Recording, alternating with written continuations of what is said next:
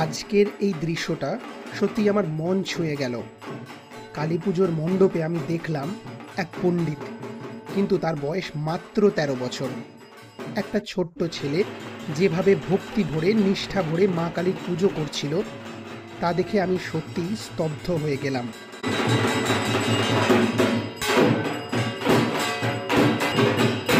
মনে হলো আজও এই সমাজে এমন সন্তান আছে যারা তাদের পিতার ঐতিহ্য, তাদের পরিবারের ধর্মীয় সংস্কৃতি সযত্নে বয়ে নিয়ে চলেছে। আমি দেখলাম সেই পিতা যিনি পাশে দাঁড়িয়ে নিজের ছেলেকে শেখাচ্ছেন পূজার প্রতিটি ধাপ।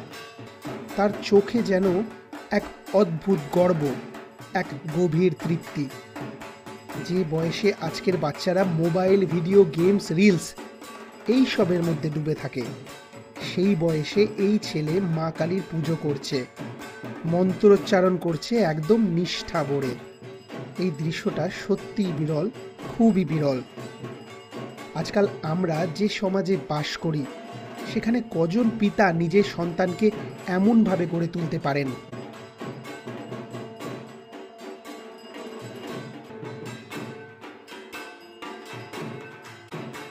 আজকাল তো বাবারা নিজেদের সন্তানদের সামনেও মদ্যপ অবস্থায় থাকতে লজ্জা পান না। যুব সমাজও পুজোর দিনে, আরতির সময়, পবিত্র পরিবেশে মন্দির প্রাঙ্গণে মদ্যপান, ধূম্রপান সবই করছে। বয়স্ক প্রজন্ম অনেকে ভুলে যাচ্ছেন যে ছোটরা তাদের দিকে তাকিয়েই শিখছে কেমন হতে হয়।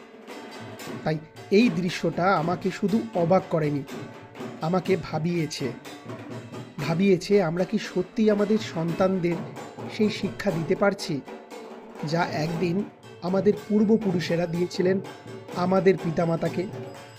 ধর্ম, সংস্কৃতি, সম্মান, এই তিনটেই তো আমাদের জাতির আসল পরিচয়। যদি আমরা নিজেরাই সেই বন্ধন ছিঁড়ে ফেলি, তাহলে আগামী প্রজন্ম কি শিখবে, কিভাবে শিখবে?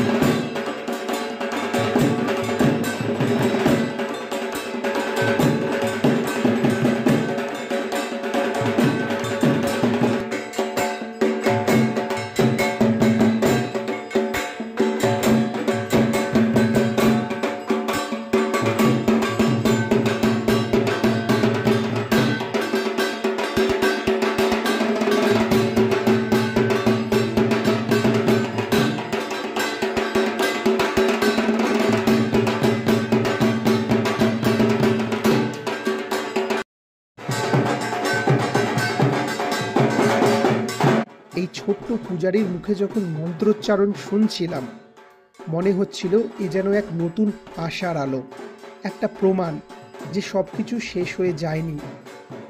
সবাই যেন বুঝতে পারে আমরা যদি চাই, তবে আজও আমাদের সন্তানদের মধ্যে আমাদের সংস্কার, আমাদের ঐতিহ্য ফিরিয়ে আনতে পারি।